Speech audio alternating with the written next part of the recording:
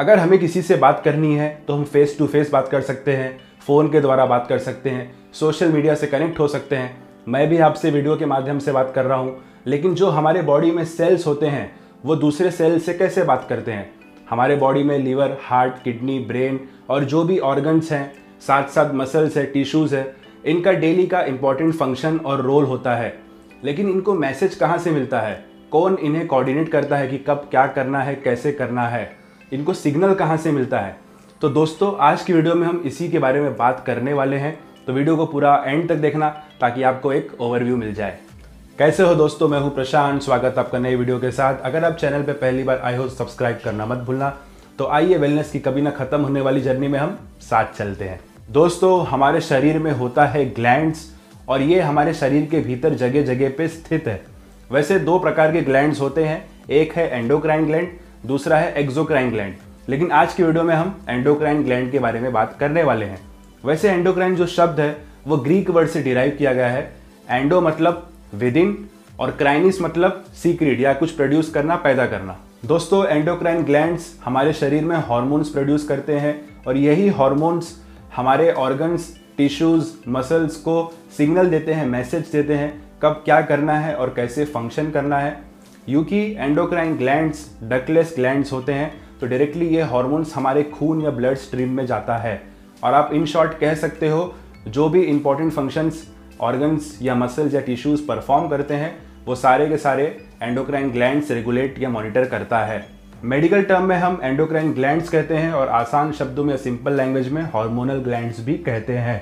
यानी आप कह सकते हो शरीर के एक हिस्से से दूसरे हिस्से में जब कोई मैसेज जाता है तो वो एंडोक्राइन ग्लैंड करता है।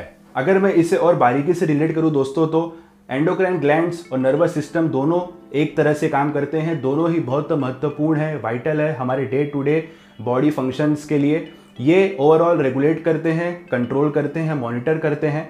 आप कह सकते हो सिर्फ फ़र्क यही है, नर्वस सिस्टम मैसेज प्रोवाइड करने के लिए न्यूरोट्रांसमीटर और नर्व इम्पल्सिस का यूज़ करता है और एंडोक्राइन ग्लैंड्स मैसेज प्रोवाइड करने के लिए केमिकल मैसेंजर यूज़ करता है जिसका नाम है हार्मोन्स। एंडोक्राइन ग्लैंड्स के बहुत सारे महत्वपूर्ण फंक्शंस हैं हमारे बॉडी में, जैसे कि growth and development, metabolism, reproduction, response to stimuli जैसे कि स्ट्रेस या इंजरी, हार्ट रेट को रेगुलेट करना, ब्लड प्रेशर पे ध्यान देना, एपिटाइट, हमारा स्लीपिंग और वेकिंग साइकिल और हमारा जो बॉडी टेम्परेचर है। हमारे शरीर में जो एंडोक्राइन ग्लैंड्स होते हैं वो बहुत सारे हैं। जैसे अगर मैं गिनाऊं तो hypothalamus, pituitary gland, pineal gland, इसके बाद thymus, thyroid, parathyroid, adrenal, pancreas, लड़कियों में ओवरीज, लड़कों में टेस्टिस।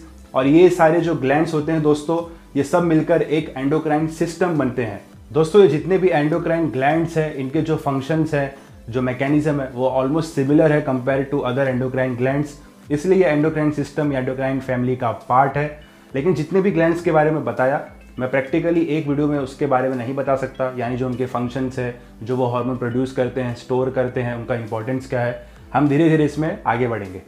दोस्तों, हमारा ब्रेन कंटिन्यूसली एंडोक्राइन सिस्टम को इंस्ट्रक्शंस या ऑर्डर देता है और रिस्पॉन्स या जवाब में एंडोक्राइन सिस्टम भी फीडबैक देता है।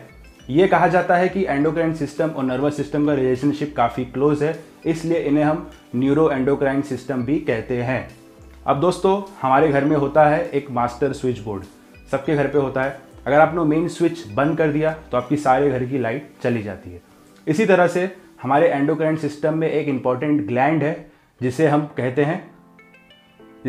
हैं हाइपोथैलेमस। ये सारे एंडोक्राइन सिस्टम को कंट्रोल करता है। इसके बाद है पिट्यूटरी ग्लैंड, जो हर एंडोक्राइन ग्लैंड को कंट्रोल या रेगुलेट करता है। अब अगर कोई भी ग्लैंड ज़्यादा हार्मोन या कम हार्मोन प्रोड्यूस कर रहा है तो वो हाइपोथैलेमस डिटेक्ट करता है और हाइपोथैलेमस वो मैसेज देता है पिट्यूटरी ग्लैंड को।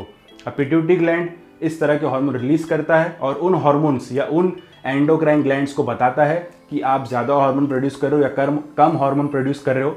इस तरह से हमारे बॉडी में हार्मोनल बैलेंस होता है। और इसी तरह से हम ये भी कह सकते हैं कि एंडोक्राइन सिस्टम अपने आप को चेक करते रहते हैं कि कोई बैलेंस बिगड़े ना।